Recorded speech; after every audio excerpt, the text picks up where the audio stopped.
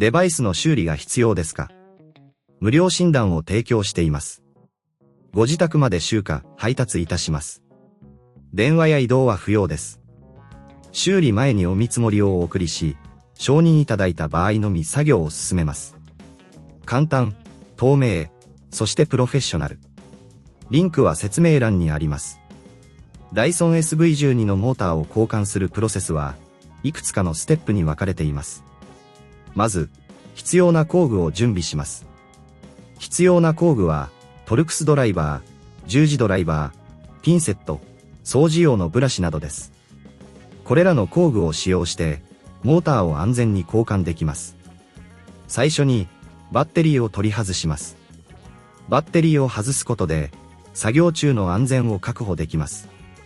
次に、掃除機の底部にあるネジを外します。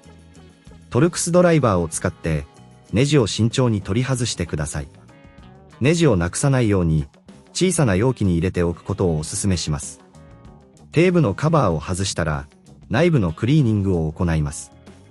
内部に溜まったホコリやゴミを掃除用のブラシを使って取り除きましょう。内部が清潔であることは、モーターの性能に大きく影響します。次に、モーターの取り外しに進みます。モーターは数本のネジで固定されていますので、それらを外してください。モーターを外す際は、配線に注意しながら慎重に行います。配線を傷つけないようにしましょう。ここで、もし作業が難しいと感じた場合は、義務のない専門診断を利用することができます。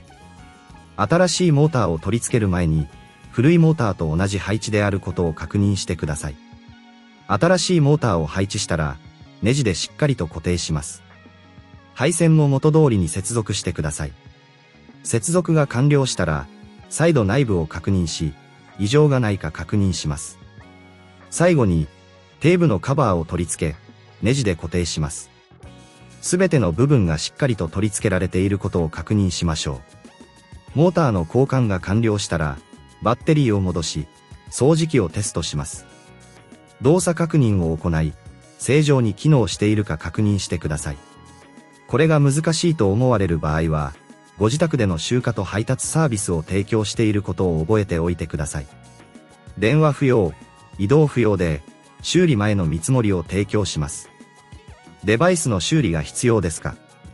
無料診断を提供しています。ご自宅まで集荷、配達いたします。